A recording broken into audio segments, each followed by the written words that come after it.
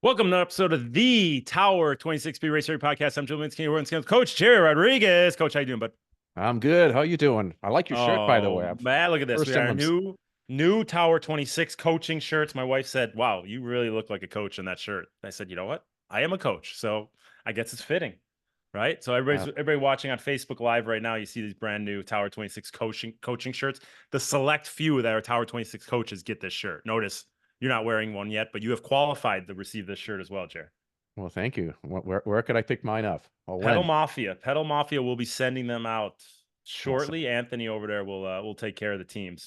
Good. So fun stuff, and all of our kits are done through them, and we are we're rolling with those guys. So they're very happy with the business that we are bringing them, and we're very happy with the product. So good stuff. But what's new with you? You're just back from track meet up north. Am I right? And the most exciting time, I haven't been to a competition in a long time where I was totally juiced the entire time and just excited. One, excited to go, excited while there, and still on a high from it. Well, what was it? I went to the Prefontaine Classic in Eugene, Oregon, this weekend, and it's so easy to get to. It's, I mean, from where we live, right? I don't know why I haven't done this sooner.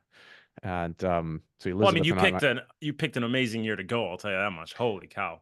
well, we talked about this. You remember a couple of years ago when we chatted on that we believed that 2024 it's gonna be an exceptional Olympic Games from a performance standpoint. That Yep. the COVID shutdown of racing worldwide has given athletes a longer platform and duration of time to train with uninterruptedly. They don't have to travel, right? And travel has a huge amount of stress on athletes, right?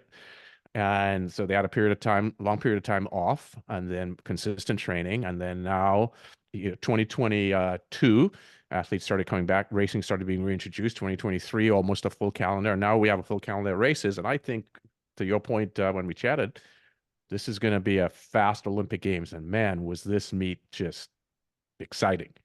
Yeah, and that's what it is. Everybody's on similar fitness, speed, ability levels when they're at the pointy end. It makes for some really exciting racing. So to be there in person and to feel that electricity just must have been so motivating. Do you remember when you ran your first, say, 35-minute 10K? I mean, you mean I won my first 10K? Oh yeah, of course. I mean, Like, then you went 34, and I think 33. I mean, these are fast 10K times in triathlon. oh yeah, 32. I mean, 28:54 women's 10K wow. world record. That was the opening event at the meet. Opening event, world record, right out of the gates. Well, I think it's, and you hit the nail on the head, and like we spoke about in the past, is that consistent training without getting having to go here, go there, getting taken away from it. And you find, especially now where there's races every weekend, you find a lot of athletes. They say, "Oh, I want to race this way, race. I want to race that way. So I want to do this one," and they don't get that consistency in training where they can just build one week after another after another. So they go into their quote unquote a race and they're just over raced. They haven't had the build that they need to get into that race, to be in the shape that they need to be in to perform well at that A race, because they're traveling, they're racing this one, they're racing that one, they're just ticking boxes, collecting medals instead of hunkering down, staying home, getting a nice build in, and showing up ready to leave it on the line like they did at this race. Oh yeah, well, you can tell the athletes are just starting to get race ready and sharpening up. And the last few races leading to whether it's Olympic trials is next month in Eugene, and then the Olympics in July in Paris. So some fun and quick races to watch. Men's mile, Jim, I tell you, just the Bowerman mile at the end. I mean, it's very possible. In talking to Sean Jefferson, one of our former athletes, as you know, that won NC2As in the mile a number of years ago as a collegiate athlete, he was saying it's very possible that that Bowerman mile athletes in the race could be faster than who's going to be at the Olympics in the Olympic final. Amazing. But it was fantastic. I mean, just really and to watch how that race was executed by the winner too, just outstanding. I mean, beautiful pacing, clever. I love the mile because of it's a marriage of fitness, endurance, power, smarts, tactics. I mean, all of these have to come Yeah. together in that race, right? I mean, it comes down to tactics, right? It's like everybody's just as fast as everybody else, but who's going to execute to the best Yes. of their ability within that 4 laps? And It's exciting. I mean, and it goes by fast. 3 minutes, and what was the men's win? 3:45. You said 3:45. Yeah. 3:45. I mean, my Prius doesn't go that fast, and I don't even own a Prius. Yeah. I Pretty use that joke in the outstanding. 2 p.m. call. All right, we're just off our 2 p.m. call. So me and you, our pipes are warmed up. We're ready to let this thing rip. What did we talk about last episode? Do you remember? Well, What why we were don't you tell, since you brought it up, I don't even think we've ever said, what is our two? Why don't you tell folks what our 2 p.m. call is? whatever for all of our Tower 26 athletes, whether they're one-on-one triathlon coach athletes, whether on the triathlon subscription program, the swim subscription program, or our local swimmers, we touch a lot of athletes. We invite them to a 2 p.m. call every Tuesday, and we just talk about educational topics. We talk about swim skills, running skills, biking skills, nutrition, execution, race performances, and it's just an hour of education. And we've done it since the beginning of the pandemic. You remember this? The week the pandemic was starting was our first 2 p.m. call. Well, you have been dead right on this, and I've been dead wrong because we started this. This helped our community stay together, right? Oh yeah. We had large groups of people on that call every Tuesday because the world was shut down. And once we started coming out of the pandemic, I suggested, Jim, we got to start peeling these back and changing the frequency, maybe twice a month and then once a month and then, but you insisted no. And you were right. Nope. I mean, there's never less than, I don't know, 50, 60 people each time. And then you have the number of listeners after downloading. Oh yeah. Yeah, I mean, that's the thing. We get 50, 60 people live, and then we get, I post it to our site, just to our athletes, and we have another 60, 70, 80 people listen to it after the fact that day. So it's going well. They want the knowledge, they want the information. We keep it light. It's not just robotic, right? We're not just robots spitting out information, but we all share our personalities, and we share some good information on those 2 p.m. calls. So we usually do this podcast right after that. So like I said, we're warmed up, and we're ready to let this thing rip. So if Yeah. you want to be part of that, join one of our Tower 26 programs, and we have plenty of programs to be part of that 2 p.m. call. It's just added benefit to what we already offer. But do you remember what we spoke about last episode? Well, I was just opening my notebook because I'm old school. I'm one of these guys that still writes things down. And Well, you went to the colored. You used to have the old black and white composition yeah, notebook, and now you're on a colored notebook. upgraded. Yeah. Wanted to make sure I was correct in what we're going to talk about as the main topic today. But yes, our last podcast was with Form and Scott, right? Scott Dickens. Yep. And where we talked about their product, and I believe one of the best, single-handedly the best swimming product brought to the market in the last 50 Best years. thing that happened to triathlon swimming since Tower 26. I'll tell you that much. Well, that's for sure. So fantastic product. So Scott was on, did a good job. In fact, Scott's going to be coming down to see us again soon. So just need to tighten up when that those dates are. Good, yeah, some great data. And the nice thing is, as a coach, like looking at, and this isn't an ad for Form, but I can see athletes across the country, across the world. I can see what they're doing in the swim. I can look at their data through the Form app and give them some realistic feedback, not just based on what Garmin and Training Peaks is telling me. I can actually see cadence, distance per stroke, all that kind of stuff because of those Form goggles. So it's a good episode. It gives you a lot of insight, gives you a lot of info on actual swimming mechanics. And yeah, I always enjoy talking to Scott. So let's get him back on. Yes, and good questions from our athletes come out of, just got one last week from Micah Cohen, and I wasn't able to answer it. So we'll take it to Scott and, have Scott answer. So just remember, guys, we're on Facebook Live. Coach Megan is reading the questions on Facebook Live. So you guys want us to touch on anything as we're going through this episode, just write it on Facebook Live. And if you're watching it after the fact, write it in on YouTube, and we'll get those questions answered. But if you want it answered real time, just write in the comments on Facebook, and we'll get to it right away. What are we going to talk about this episode, Jer? So a little hot button for me. I thought, let's use this opportunity because I received a number of calls from our athletes, many emails, and a whole lot of social media discussion on the Morro Bay 70.3 Ironman event a couple of weekends ago, 2 Sundays ago, I believe. It seems we had a similar discussion about Oceanside, and honestly, we had a similar discussion about Texas. So this will be interesting to get into what we're going to cover. Yeah, so there was some, I don't know the exact numbers, Jim. I should have looked it up to be more definitively accurate, but there were several hundred, somewhere between 300 to 400 folks who did not complete the swim, had to be pulled out, or finished after the swim cutoff time, whatever it may be. And obviously, now I want to be super positive also about Ironman.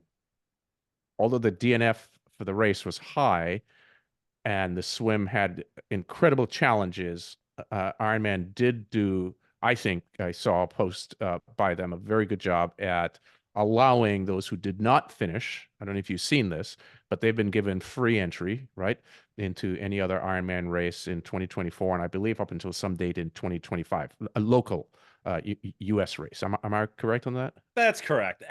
We had about 15 Tower 26ers racing. They all finish a swim. So give them free entries for finishing the swim. That's my take. So you talk about good customer service. I think that's good customer service that they did to fix, to somewhat remedy the negative experience. Now let's go into the negative experience. Two things: super cold, sorry, water temperatures, right? I got some And data. See, this is our yeah, producer, Coach Megan. 1,437 competitors this year, and 378 of them did not finish the race, mostly due to treacherous water currents during the 1.2-mile ocean swim. So 1,437 competitors, of which 378 did not finish. So somebody do the math, but that's like 1,000 finished out of 1,400. Let's say that. right. So Thank you, Megan. yeah. Thanks, Meg. That is problematic, right? And obviously, that is not something Ironman wants, because let's go back to Ironman Lake Tahoe. There was an event that was very, very difficult with a high DNF rate, and that doesn't give good customer satisfaction. So that event, I think they did it a couple of years, and then they canceled that location. So that's not something Ironman wants. This is not the experience they want customers to have. So let's be fair to Ironman, knowing that their best interest is in the customer's best interest. And I want to give full disclosure. I am a fan of Ironman, and I know that does not sit well with many folks.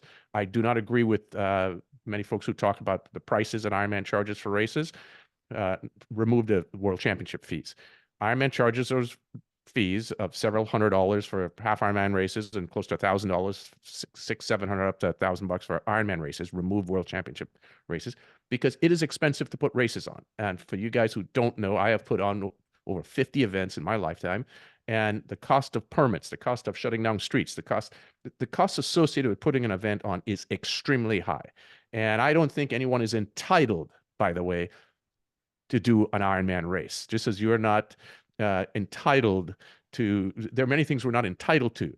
I'm not entitled to go to a football game because I can't afford it. I'm not entitled to go to a basketball game because I can't afford the tickets. It's not an entitlement, okay? So that's what some folks don't want to hear, because there's big bad Ironman, and I do not share those views. They charge a rate that is necessary for them to run their operations, and they are a profit-making entity. So those are the fees that they think they can charge, and they need to cover their expenses and make a fair profit. I'm fine with that. Now, just make sure you put on an excellent race, which I think Ironman does do. Now we get to the safety portion of the race, which is the swim. There've been deaths in the swim, many deaths in the swim. This has caused a problem insurance-wise. We have an insurance issue. Not we, just race directors and coaches now have insurance issues if you have events, anything related to open water or training in open water. We have insurance issues. I was just talking to my agent, started 6 weeks ago. We've had 2 or 3 conversations about the insurance requirements, because many of the underwriters are not wanting to underwrite events that have open water segments because of the high risks.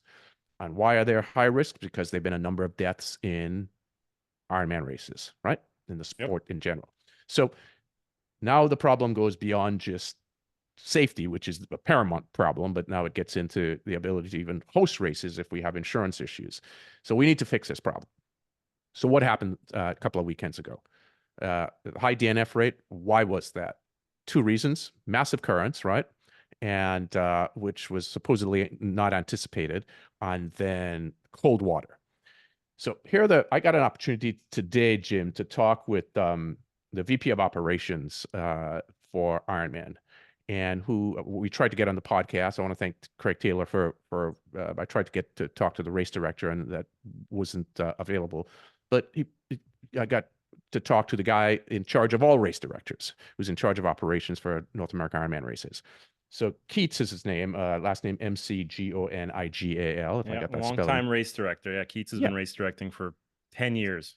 Yep, So he's been around working for Ironman for 16 years. He told me he's 16 done a years. There you number of go. Ironman races.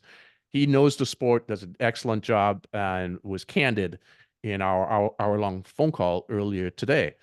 And here's how Ironman, here's their criteria regarding making decisions for swim temperatures. They take 3 readings at 3 different spots during the course, or during the length of the course, at 2 to 3 feet deep, and then they take an average of those readings, and then they make a decision, a joint decision internally, meaning Ironman folks and the facility's safety personnel. So that would be, in this case, I think it's harbors and patrol, and probably whatever lifeguard group that's at that specific location. And their temperature readings, I'll give you exact readings because he gave them to me: 58.8, 58.6, 58.3. Now, the question I posed to him was, I said, well, I go to 2 or 3 websites every single day now because we have started our beach workouts, and I have a temperature guideline for us, as you know, 60 degrees. Water has to get to 60 and maintain above 60 degrees before we start our open water training season. And when we were looking at our athletes racing at Mora Bay, we were looking at the temperature on all of these websites. The 2 or 3 that we go to were showing the week leading up to the race 53 degrees, 54 degrees, 52 a couple of times. So you had these low temps. I don't know where these 58-degree readings were taken. Maybe they were in the harbor in shallower water, 2 feet deep, gave these slightly warmer readings. But from the athletes that we spoke to after the race, that was not the temperature. I also called Harbor Patrol because I don't just go on and talk about these things without doing our homework, as you know. And Harbor Patrol said the water was at least out further on the course in the mid 50s at the warmest. So we have a little discrepancy in temperatures. 58 degrees to me is still rather cold. 54, 53, or 52 is very cold. So you add in cold water, and then they encountered this current that was unanticipated at the strength of the current. Now, I want you guys listening here to understand how harmful, impactful would be a better word, currents can be. So, Jim, let's go to the pointy end of speed in swimming. Yep. The fastest milers in the world are 15-minute milers, right? The world record's 14:30 something, 31:32, somewhere in that range.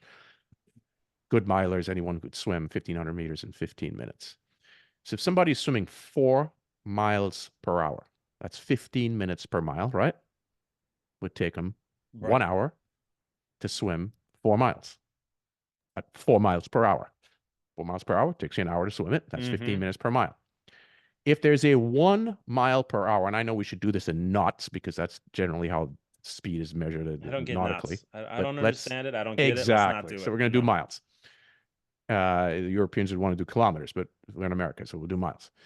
If you have a negative 1 mile an hour current, like going against the 4 mile, which is your tip of the pyramid, okay, your pointy best swimmers in the world. So their net speed now is 3 miles an hour, right? You're going at 4, you have 1 negative, your net's 3.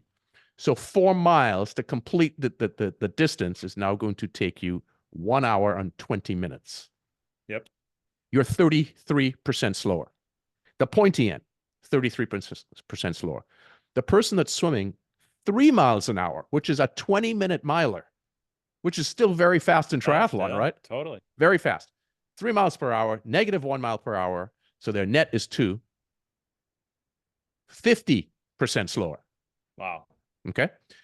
A person that's swimming 2 miles an hour, that's 30 minutes per mile, which is still pretty decent swimming in triathlon, right? 30-minute mile, 2 miles per hour, negative current of 1. It takes them 100% longer to finish the course. And then your person who's swimming at 1 mile an hour in a 1 mile an hour negative current, it's infinite, right? They don't ever finish. Right. So this demonstrates in this example how much training, preparation an athlete needs for open water, power to overcome currents, because currents just don't sit there forever. They change. So you have to be able to manage through and have enough power to sustain until the current shifts so you could actually complete the swim course. So many of these athletes who did not finish, Mm-hmm. some are undertrained, some were not skilled enough, whatever it may be, but they didn't finish. So there's an example just at how much the depreciation is at when you have a negative 1 mile an hour. So we need more preparation. So the course had a negative current and super cold water, high DNF rate. And then we couple that, Jim, with the biggest issue I have Well, with let me show Ironman. real quick Yep. before we get to it. Let me show you Colin's swim file from Morro Bay, right? Colin's about a 35 to 36-minute half Ironman swimmer. Okay. Notice the first, the first whatever it is, 12 minutes, he's at flying, right? He's 110, 112, 120, 130. And then all of a sudden he hits about 13 minutes in, and look at that swim pace. 4:30, 5:30, 5 minutes, 4:45, 5 minutes, Per hundred. and This is per 100. per 100 yards, right? So he Five went from minutes. 110, 120 was his pace going Right, out. he had a little positive current going, Yes. positive current going, so he Yes. had at his back, and then he turned into it, Yep. and he's at 5:30 per 100, 5:40 per 100 there, 5 minute per 100, 4:40, 5:15 per 100 yard, and this is a guy who typically swims his half Ironman in 35, 36 minutes, and this is a majority of the race. He's at, let's see, if you take that, it's for 30 minutes of the race, he's at average pace 340 per 100 for 30 minutes, and he's a strong dude. So 30 minutes of that race, he was above, at least 30 minutes above 3.5 minutes per 100. Yeah. So now we're race directors. I mean, we own a race. These things are going to happen infrequently, no matter how much preparation we put in. And in fact, in talking to Keats, they did a survey of their participants last year, asked for feedback on the course, took that feedback together with the Harbor Patrol's feedback. They made some changes to this year, and here was the outcome. So they've done the best they could for this year, and the cards didn't go the way they wanted it, obviously, or certainly the athletes that didn't finish. But intentions are good. They are working with Harbor Patrol to make changes again for next year, because remember, the outcome of the athlete is the same as the outcome of the race director of Ironman. A good experience, right? A good performance, but also a good experience. So anytime an athlete does not have a good experience, that's not something that Ironman wants, obviously. So they're working to fix this. But then we got into my main beef with Ironman, and it's not just with Ironman, it's with USA Triathlon also. No warm-ups. It's not a regulation. USA Triathlon does not have a regulation that requires race directors to provide warm-up. Let me ask you this. You've ran as a kid, right? You're a runner. You played professional hockey. Right? You've done triathlons now. You are you're sort of a jack of all trades athlete. You're just one of these super athletic guys. In all the sports you've played, you played baseball, you did a number of things. All the sports you've played, did you play in any sport or participate in any sport that did not have a warm-up, on opportunity for warm-up? In ice hockey, we would get there 2 hours early. As soon as we got there, we'd get into our warm-up clothes, and you'd spend the first hour dry land warm-up, and then you'd have a 20-minute warm-up on the ice. You get off, they do the Zamboni, and then you start the game. So you get at least an hour and 20 minutes of warm-up before an ice hockey game. For track, you run the mile, you do an hour warm-up, you do strides, you do drills, you do stretching, you do all this activation work before you actually go run a mile. So you could spend 30, 45, an hour warming up for a 4.5, 5 minute race, so a long warm-up, you're running a mile. Same thing baseball. Like, look at the baseball players. They do batting practice, they do throwing practice. The pitcher gets there and throws 200 pitches before he goes on the mound. Every single sport, there's an extensive warm-up before you actually get into game execution. So in the discussion, and by the way, it was a really fantastic discussion with Keith, because he was transparent, and I gave some opinions as to why I thought warm-ups are not given or taken seriously. And one of my things was what I thought is the expense, because there is an additional expense to any race director to have warm-up opportunities, right? You have to have a designated area set aside. You have to have, it has to be monitored for safety and so on. So there's an expense associated with that. And race directors already don't make much money off events. So I thought the main reason is expense, and he said it's one of the reasons, but it's not the main reason. The main reason is logistics. The action of actually making it happen, being able to have a warm up and getting athletes from the warm up to the start line, so forth and so on. I enjoyed the conversation. I liked talking to Keats. I'd never met him before. I don't buy it. I don't buy that segment because, and he did say, which made sense, that many races start right at dawn as the sun's coming up because they need to complete the bike course by a certain time for permit regulations and so on. I get all of that. So you have to start at dawn. So maybe the first 5 minutes of athletes that go off the start line don't get a warm up, but certainly it takes at least 45 minutes to an hour and 15 minutes to get all the heats off if you're running 2 or 3, depending on what kind of corral start you have and so on, right? It takes a while. So you could provide opportunity for warm up for other athletes.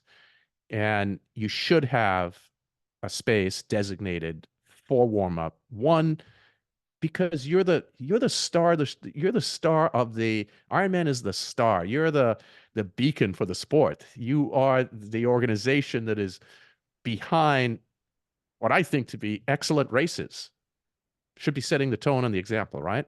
And I'm shocked that USA Triathlon does not have this built into a permit process for races. What are your thoughts?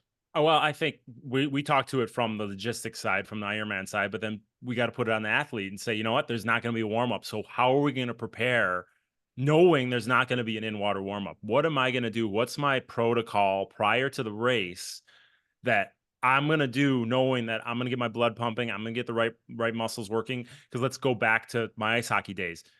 Before we got on the ice, we didn't have access to the ice until 20 minutes before the game started, or 30 minutes by the time the Zamboni or whatever. So we had to do what we had to do to get moving, knowing that 20 minutes on the ice isn't going to get us fully warmed up. So how are we going to use off ice drills and mobility work to get the body moving correctly? So when we do get on the ice, we get the most out of that performance from the start.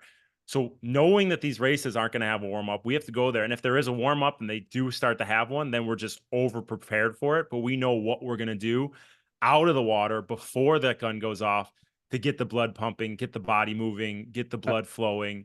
Because let's face it, people are going to race Ironman whether there's a warm up or no warm up. Understood.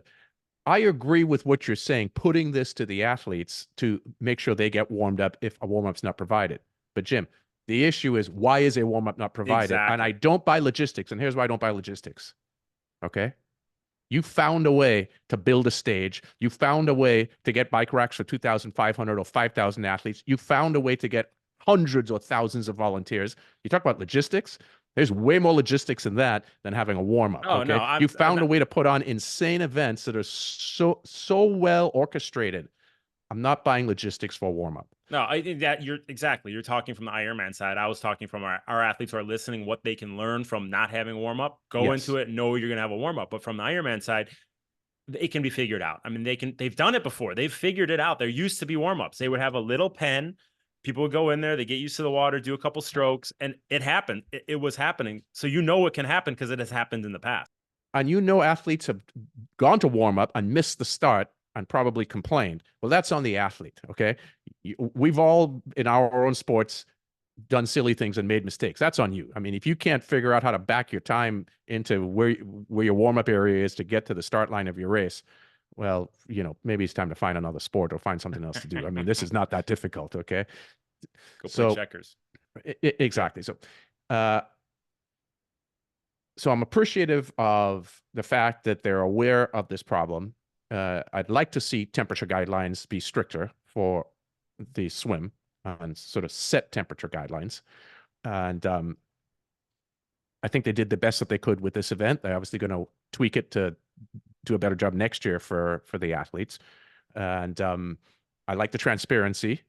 And they're working with harbors and the lifeguards to feedback. So this is a better experience for athletes next year. So this is all positive. And the fact that they gave entries to those athletes for any other race this year and so on. All excellent customer service. let's continue to work on it for for them to get better at it. And let's also encourage them and let's assist if we can so that they utilize our expertise if they would like to help get warm-ups built into races. We need to have it. You're hosting the World Championships now in Nice and in Kona. You need to have warm-ups Yep. at a minimum. Well, warm-ups aside, we actually got a question on Facebook. Coach Megan just sent it. Now, our athletes, they go to Morro Bay, they go to Oceanside. Typically, West Coast athletes, where it's warmer, they don't really have access to. They're swimming in a pool that's 78 to 81 degrees.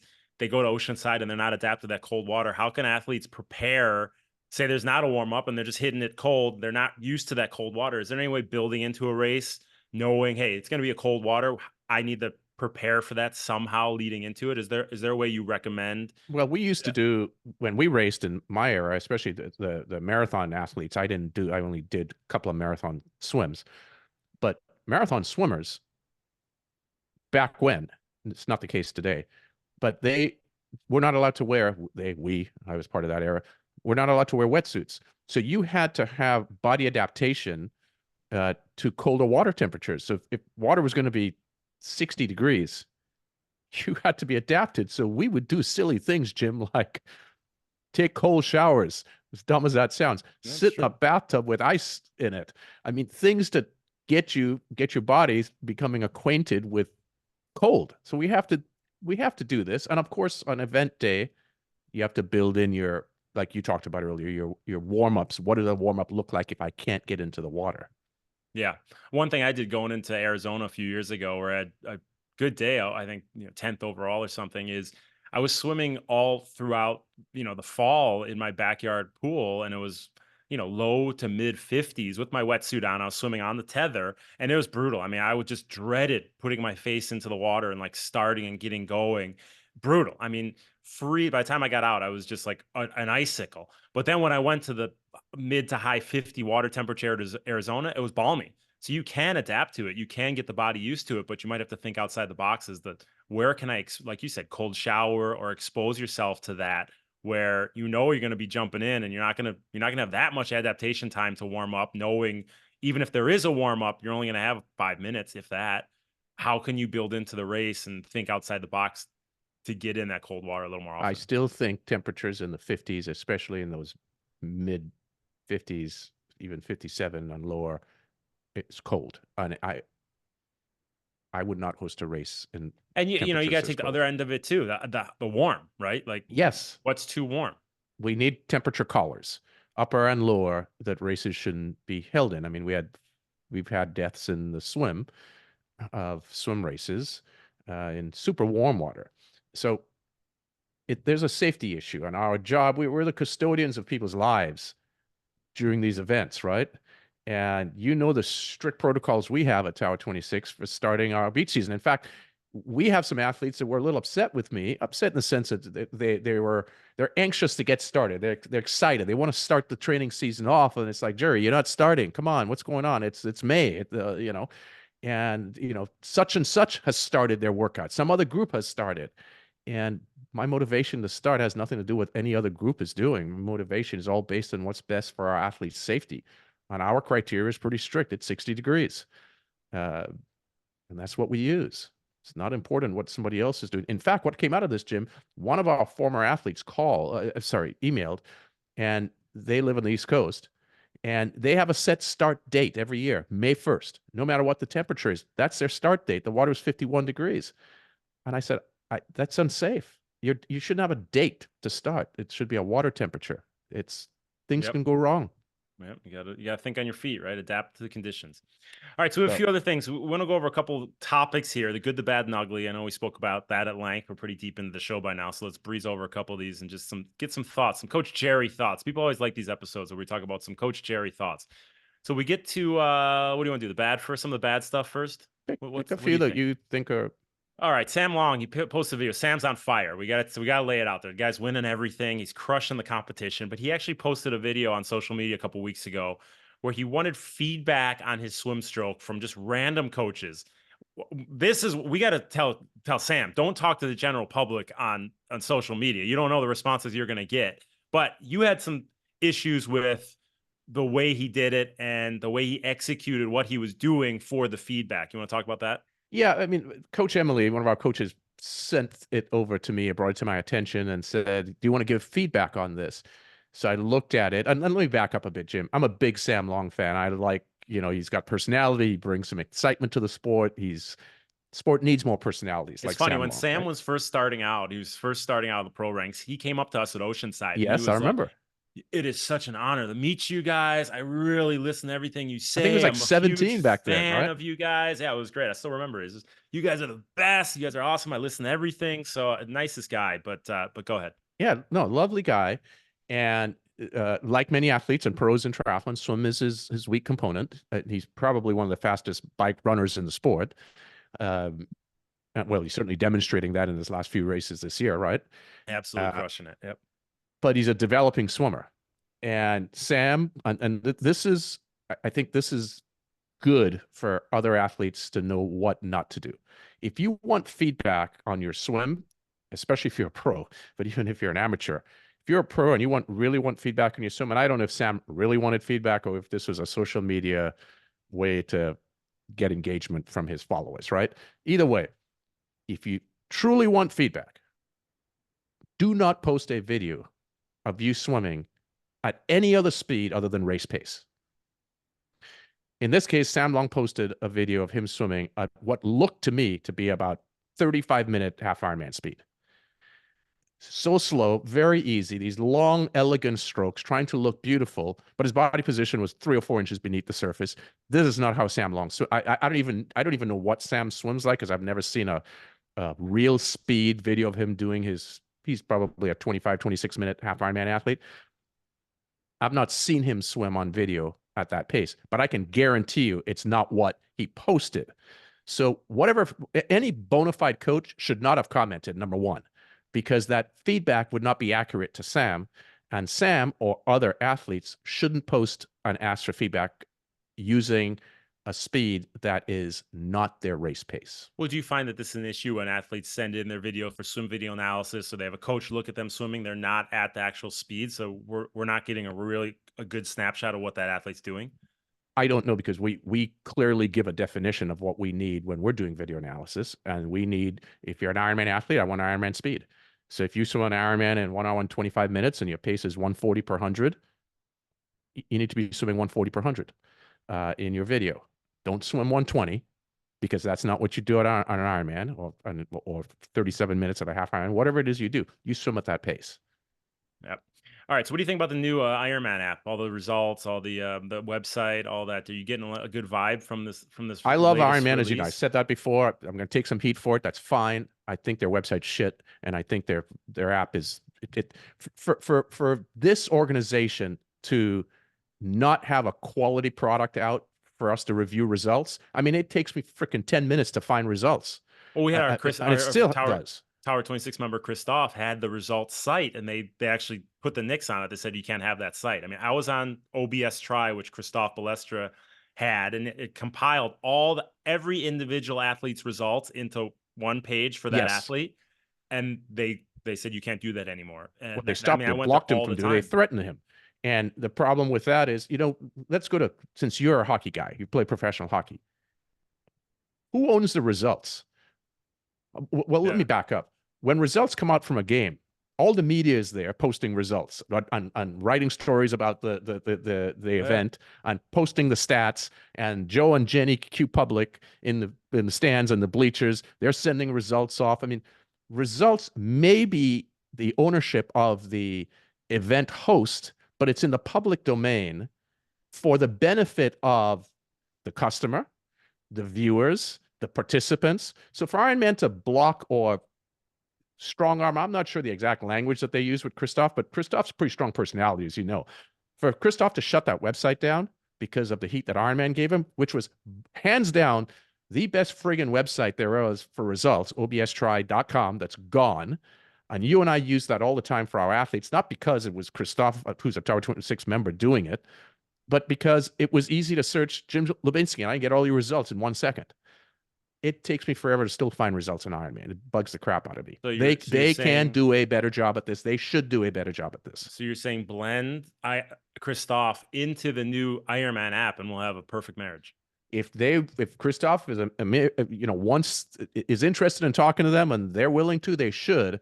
And maybe they want to make money on results, but guess what? In the interim, you're not making any, and you've got a bunch of customers that are not happy with your product. All right, let's do one more of these bad ones. What about the social media? What about social media nowadays and the way people are posting? And what do you think all these athletes posting this and that on social media? And I feel like it's all the ups, all the good, and you don't really see the actual athlete. What's your Isn't thought? that normal? I mean, that's sort of every day, whether it's an athlete or not, right? You see the positive part of their life and not the reality of it. I think in the sporting world, at least I see with in our sport, especially with coaches, we have a lot of charlatans in the sport, as you know, right?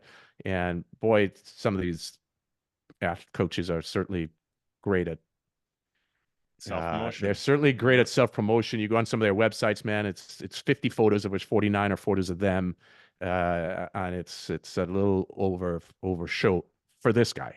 I'll But tell you what, I got the most respect on one of my social media posts I heard over and over about is after my Ironman Texas failure, and I was honest about my feeling at the race, and I kind of showed that it's not all roses, and bad things happen. You deal with it, and you figure out what's going on, and you keep moving forward. But because I was real, and I'm showing the real side of what had happened, I got a ton of respect, a ton of feedback, and people really enjoyed seeing that side of things. So I think just being honest and not just showing that everything is on the up and up all the time is it just gives you more credibility.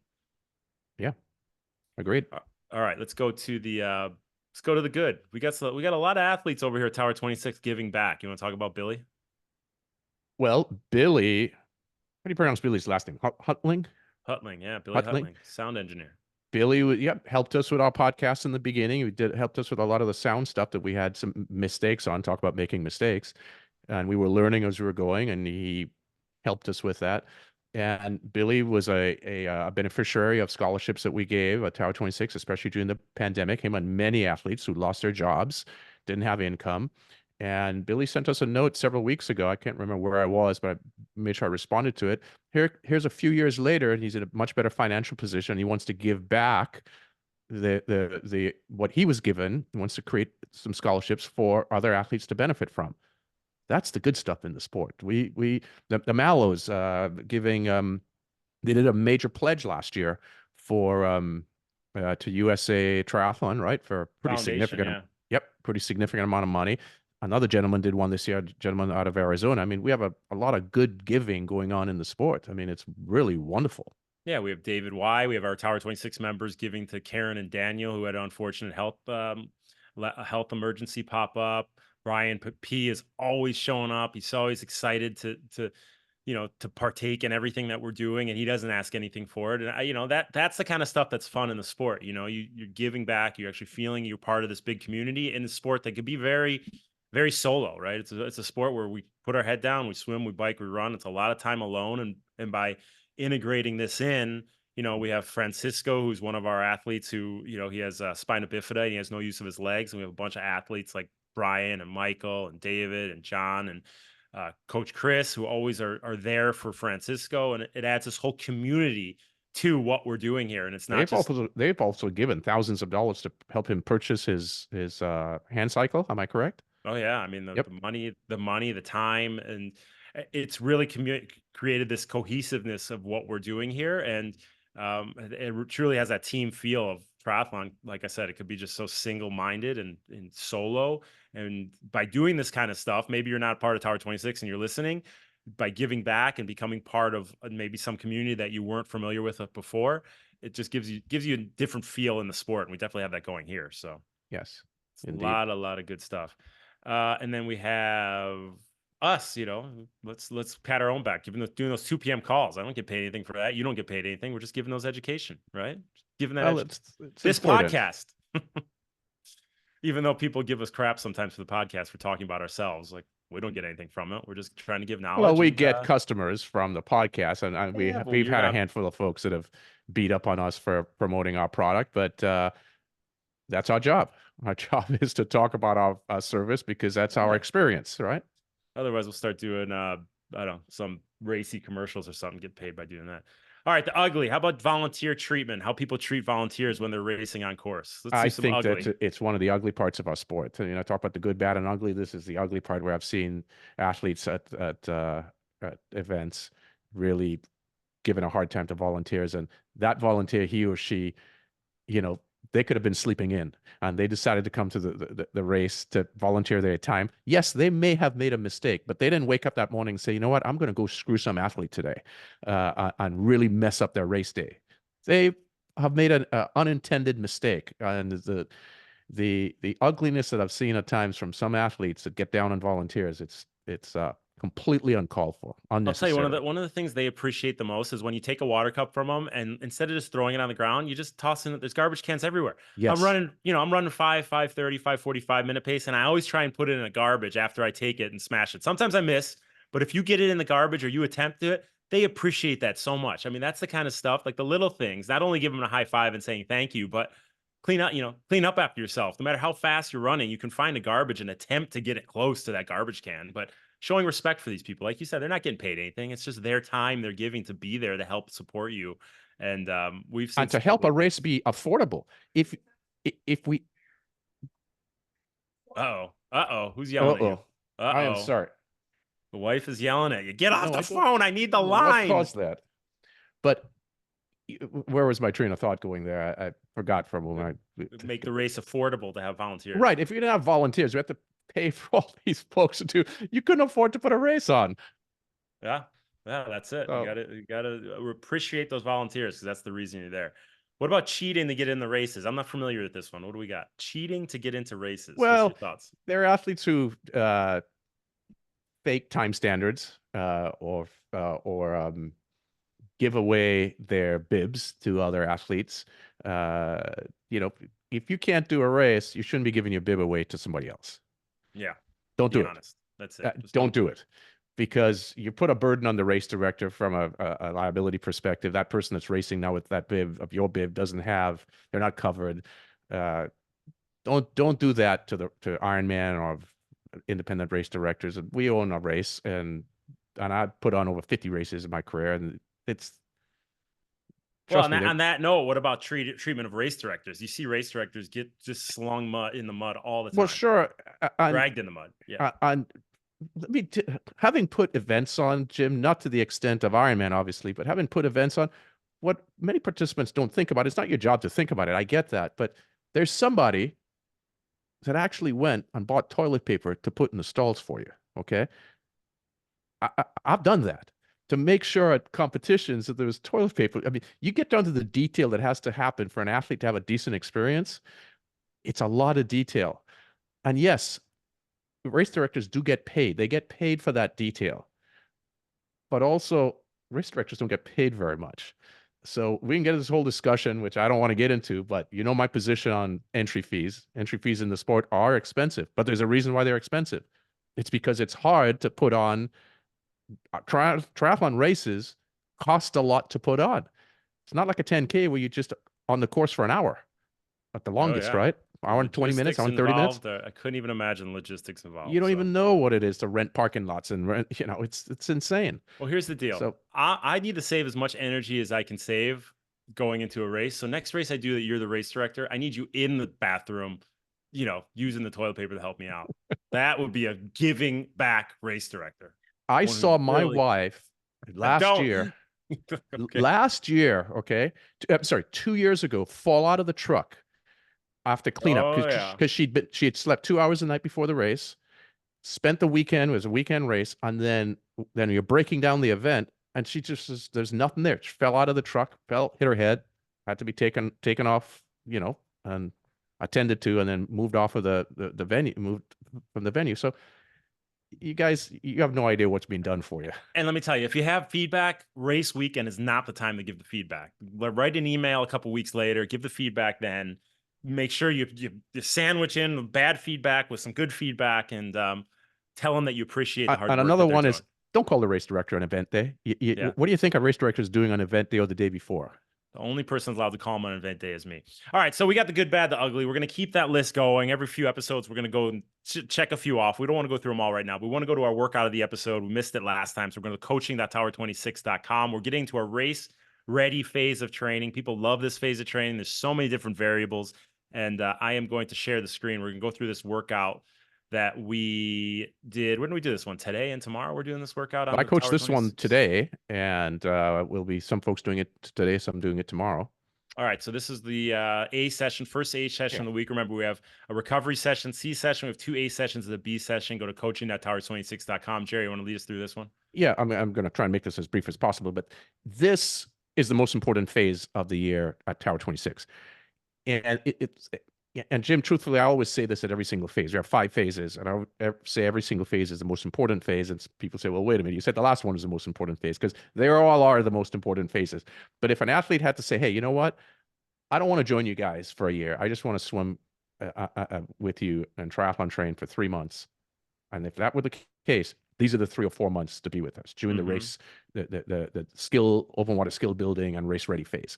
So this is where we start introducing the variables and the skills that we start teaching to prepare you for what is going to occur, what does occur during the swim and during the transition, preparing for the warm up, preparing at the beginning of the swim, preparing sighting, drafting, pace lining, buoy turns, currents, colder water, warmer water, race exits, transition to your bike. So today's session, as we're now starting to introduce these, we had an easy 5, 6, 7 minutes of warm up. Then we did about a 10-minute, what we call deck ups. And we've talked about this in previous episodes. We swim on 100. We start off with a dive. You swim on 100, and you have to immediately climb out of the pool and dive back in. Immediately. There's no lingering on the pool deck. You dive right back in. Some facilities don't allow diving, but you still do your deck up. You jump back in. You push off the wall. All easy, not a hard stroke. Then we went into a little bit of a pull after about 10 minutes of it. And we did that with 1 chamber filled. Why do we use these particular buoys, the Eni buoy, and we fill a chamber? Because open water swimming relative to pool swimming needs a lot more power. Pool swimming is very static. Water temperature is the same. You have nice, big, fat, juicy lane lines. You have generally clear water. You have a big, fat black line at the bottom of the pool to swim straight in. You have very placid, very easy conditions. You go into open water, highly dynamic, and especially once it gets choppy, you need more power. So learning or integrating and building power training into swimming is important. Like we talked about on our 2 p.m. call, what Lucy Charles is doing, right? That Jack addressed today. This is one of the ways in the water that you can do that is with this Eni buoy by adding water to the chamber. So we did an approximate 10-minute pull. In our session today, I made some variations to this. We progressed effort every 2.5 minutes. So we finished off at a higher output. Main set was 6 swims, Jim. 6 approximate 5-minute swims. So look, this is more of an endurance session today with about a minute. We did a minute to almost 2 minutes rest in between because we have a whole bunch of education being delivered at this phase where our coaches are continuing to educate our athletes on why we're doing what we're doing and teaching them the skills. So these were 6 swims, approximate 5-minute swims, like I mentioned. The distance varies depending on this has here 6 400s, but it was 400s for our faster swimmers, 350s, and 300s, 250s, 200s. For more beginning swimmers. And we did these with, again, a dive in. The first 2 were at 75%, the next 2 at 80%, the following 2 at 85%. So we progressed effort every 2 reps. And what we did on these were the beginning, say 75 seconds-ish, on the last 75 seconds-ish, those going 350, 400s, they did the first 100 and the last 100. Everybody else did the first 75 and the last 75, where we sighted, the day's the day we introduce sighting into the season. And we'll do this almost in every workout going forward. 2 sights per 25 for the first 100. So that's 8 sights. 2 sights per 25 for the last 100. That's 8 sights. And then the lengths in between, the distance in between, 1 sight per 25. Now, as the season progresses, we'll be adding to that. We'll go 2 and 3 sights. But for now, it was 2 at the beginning, 2 at the end, 1 in between. And there was a deck up at the end. All the rest was done standing on the pool deck. After that, we did some pulling, easy recovery pull, empty buoy, snorkel ankle strap, and an empty buoy. And the reason we do an empty buoy, and the reason we do pulling, by the way, Jim, as you know, after any sort of set with sighting is to quiet down mechanics, because sighting disrupts swimming mechanics for the majority of people. In fact, we had a NC2A collegiate swimmer, very good collegiate swimmer, swimming with us today, whose mechanics were falling apart during this main set. So for her, and that's at the pointy end, right? This is a NC2A finalist. Important for us mere mortals or athletes who don't have that sort of background to quiet down mechanics, get back to the basics. And then we wrapped up the session with a handful of 50s, where we progressed effort up to about 90%, I think, by the last few.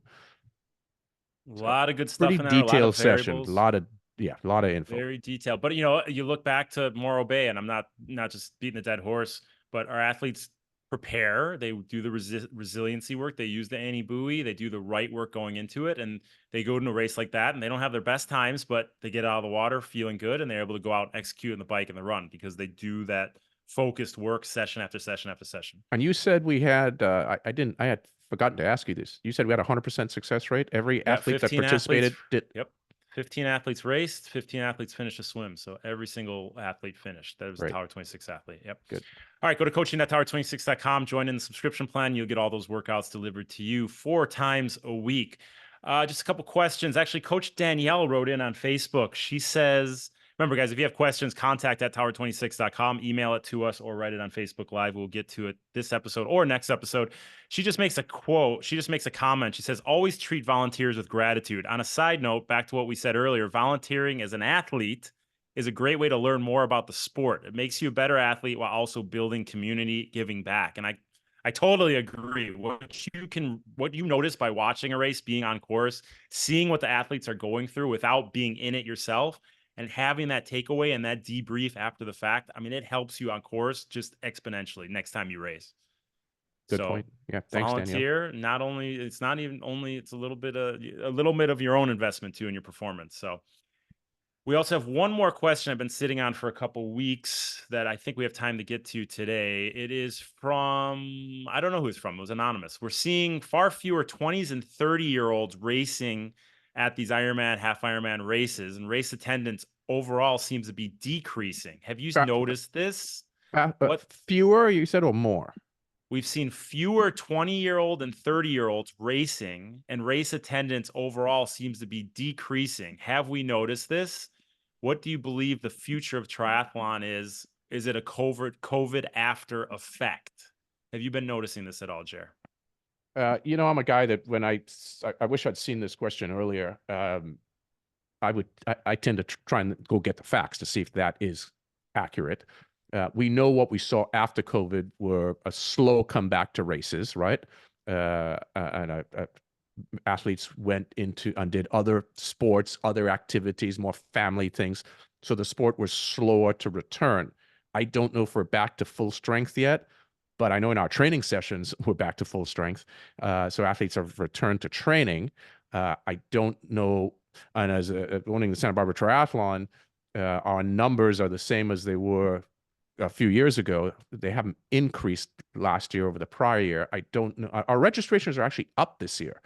So yeah, I think we need more data points. We need data points, but this coach looking at entries and looking at what we're doing week over week over week at the races, I mean, I think it's on a roll. It's on an upward trend. And the comment made about the 20-year-old and 30-year-olds racing, I'm getting more inquiries for coaching and from that age group, 20s into the earlier 30s than any other age group right now. So maybe it was a COVID effect that those athletes fell off. They went to do CrossFit, they went to do this, challenge themselves another way. But it seems like now the ball's rolling that more and more of these athletes are getting into the endurance sports space.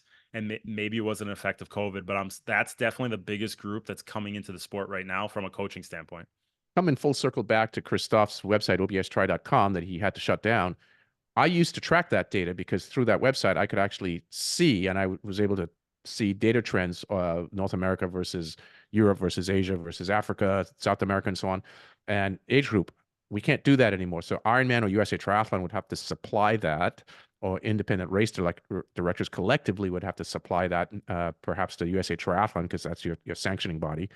And then to validate if that statement made by Mr. or Miss or Mrs. Anonymous is accurate. Yeah. Oh, good stuff. Remember, keep writing contact at tower26.com. Write us on Facebook, write us on the on the YouTube page. You'll get, if you get it out there, we will get the questions. So keep them coming in. Thanks for asking. Thanks for partaking. Anything else from you, Jer? No, always appreciate the work that you do, Jim. I mean, it's good having you as the host. Fun times. I love it. I love it. Remember, go to coaching@tower26.com. Check out that website. Keep this podcast flowing. And yeah, it's been a good 2 hours of content. So I'm ready to go take a break. Go get the kids. My day's just starting. So thanks for everything you do too, Jared. It's amazing community we have here. Off to Kona tomorrow for yeah, you have a tough 70.3. you have a tough time at our condo over there. So all you guys, thanks for tuning in. Thanks for listening. Thanks to Coach Megan for producing this and sending those questions our way and keeping me on my toes. Remember, Santa Barbara Triathlon is August 26th and 27th. Go sign up. The swim conditions are perfect. It's like you're swimming in a bath. It's 1 day, not 2 days. 1 day. Well, what day's the Saturday? The 26th or 27th? It's 1 day. Whatever day it is. Saturday. Whatever day it is. So you give Saturday, 2 days. 1 day. She put the 2 days because you got to sign in the first day. So that's that. It's a week. It's a Friday, Saturday event. All right. That's what we did. You got to sign in the first day, race the second day. Maybe. All right, guys. Thanks for joining. Thanks for following along. And we'll keep the content coming. For Jerry Rodriguez, Megan Melgard, this is Jim Lubinsky, the Tower 26B Race Ready Podcast. Later.